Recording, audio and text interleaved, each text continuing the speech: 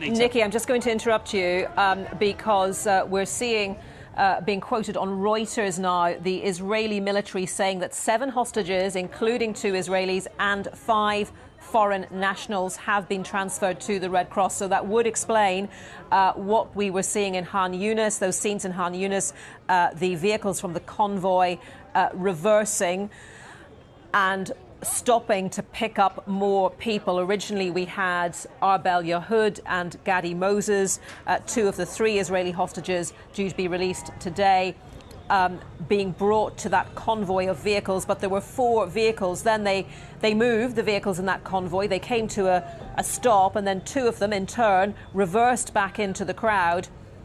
And it was clear that somebody was being brought towards them.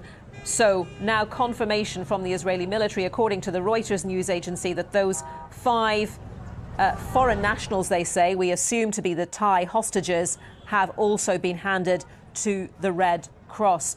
Now, all 5 were working on farms in southern Israel when they were kidnapped during the October the 7th attacks. In total, 8 Thai citizens were abducted. Yes, Anita, Bangkok's foreign ministry believes 2 of them are dead. So 5 released today, 1 still unaccounted for.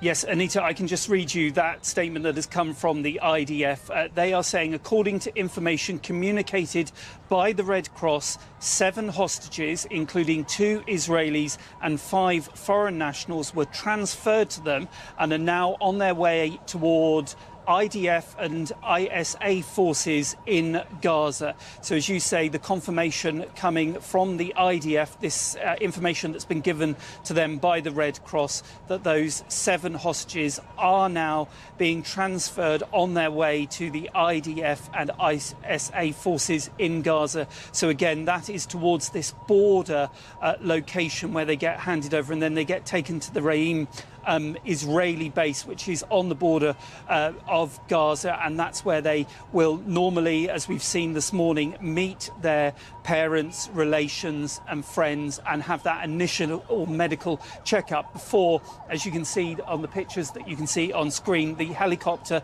will then take them to one of the hospitals in central Israel. There are a number of them that are prepared to take hostages, and we know that the military observer Agam Berger, the 20-year-old who was released this morning, has been now taken to that medical centre. You saw that the barriers were put up, those temporary barriers, so that the media couldn't film her being taken off that helicopter, because she will now be taken for more comprehensive medical checkups than were first done at the border. But we have seen pictures of her with her parents being reunited that the IDF have shared.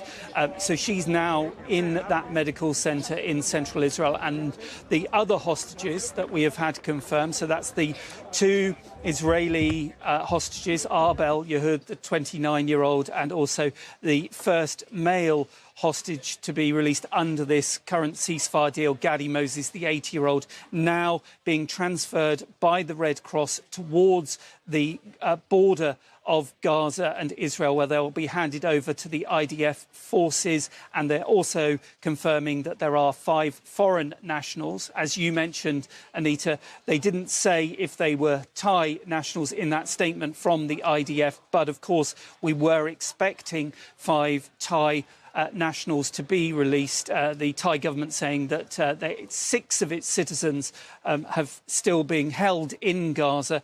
And as we said, we expected 5 of them to be released today. The IDF confirming that there are 5 foreign nationals, as they described them, now, according to the Red Cross, with the Red Cross heading towards the Gaza border. But as we say at the moment, Anita, the IDF not confirming that they are those Thai nationals.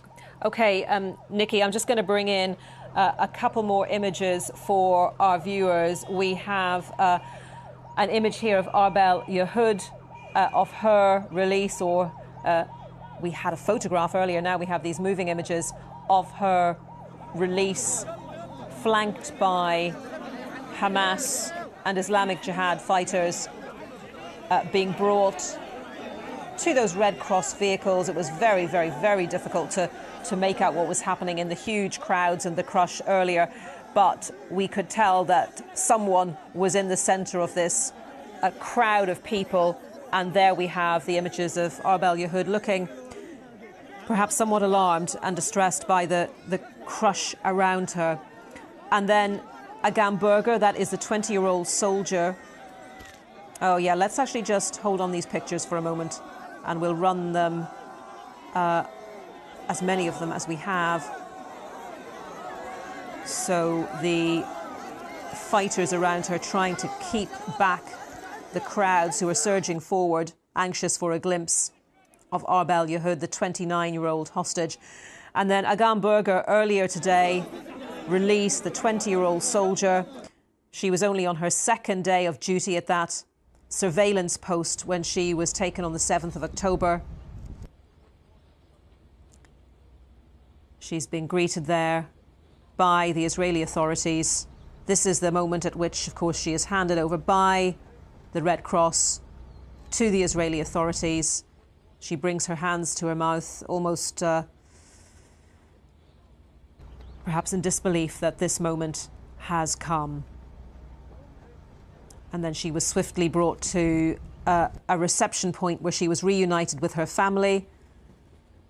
And then, as we saw a short while ago, she was brought by helicopter to a place where she will be taken to a medical facility for all the sort of checks, the physical and psychological checks that will be made on her. And those screens were put up to afford her some privacy as she and her family got off the helicopter. Obviously, so many people wanting to see her, wanting to get a glimpse of her face, but that privacy afforded to her.